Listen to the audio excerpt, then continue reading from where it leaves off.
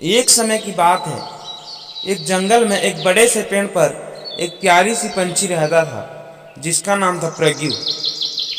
वह पंछी बहुत ही ज़्यादा मीठी धुन में चहचहाती थी। पंछी की मीठी धुन किसी भी व्यक्ति को मंत्रमुग्ध कर देती थी। पंछी रंग बिरंगे होने के साथ साथ सबसे चौंकाने वाली बात यह भी थी कि उस पंछी का मल सोने में बदल जाता था।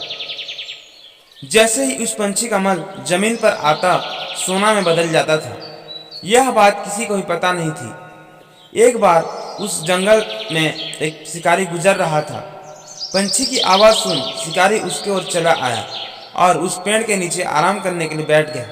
वो आराम कर ही रहा था कि इतने में प्रज्ञू पक्षी ने उसके सामने मल त्याग कर दिया। जैसे ही पंछी का मल जमीन पर पड़ा, वो सोने में बदल गया। यह देखते ही शिकारी बहुत खुश हुआ और इसको मैं अपना घर ले जाऊंगा यह सोचने लगा। उसने उस प्रज्ञू पंछी को पकड़ने के लिए जाल बिछाया। प्रज्ञू पंछी जाल में फंस गया और शिकारी उसे अपने घर ले आया। पिंजरे में बंद प्रज्ञू को देख शिकारी को चिंता सताने लगी कि अगर गांव वालों को इस बारे में पता चला तो वो न सिर्फ प्रज्ञू को पंचायत में पेश करने के लिए कहेंगे बल्कि मुझे भी सजा देंगे।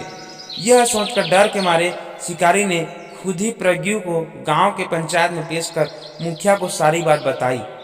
मुखिया ने आदेश दिया कि प्रज्ञू को सावधानी से रखा जाए और उसे अच्छे से खाना खिलाया जाए और ठीक से प्रज्ञू का ख्याल रखा जाए। ये सब सुनने के बाद गांव वाले ने मुखिया से कहा, मुखिया जी, आप इस बेवकूफ़ शिकारी की बात पर भरोसा मत कीजिए। कभी ऐसा होता है क्या कि कोई पंछी सोने का मल त्याग करे? इसलिए अच्छा होगा कि इसे आज़ाद करने का आदेश दें। गांव वालों की बात सुनकर मुखिया ने प्रज्ञू पंछी को आज़ाद करने का आदेश दिया। प्रज्ञू उड़ते उड़ते पंचायत के बगीचे में बैठा और ग्राउंड पर सोने का मल त्याग करके वहां से चला गया। यह देखते ही मुखिया ने गांव वालों के ऊपर बहुत चिल्लाए और अपने इस करने से बहुत पछताया और फिर गांव वालों को उसे पकड़ने का आदेश दिया। लेकिन तब तक वो प्रज्ञू पक्षी वहां से जा चुका था। उड़ते उड़ते प्रज्ञू कहा, मैं बेवकूफ़ था जो इंसानों को अपना धुन सुनाई और शिकारी के सामने अपना मल त्याग कर दिया। शिकारी बेवकूफ़ था जो मुझे पंचायत के मुखिया के पास ले आया। मुखिया बेवकूफ़ था जो गांव वालों की बात में आ गया। सभी बेवकूफ़ एक ही जगह ही हैं। दोस्तों, कहानी से हमें ये सीख मिलता है कि अक्सर हम देखते हैं अपना स्वविवेक का इस्तेमाल किए भी नहीं दूसरों की बातों में आ जाते हैं और कुछ गलत हो गया तो बहुत पछताते हैं और अपना सिर पकड़ के बैठ जाते हैं।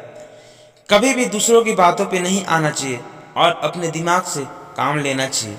दोस्तों, अगर कहानी पसंद आई तो वीडियो को ज़रूर सब्सक्राइब कर दें और मुझे सपोर्ट करें। Thank you.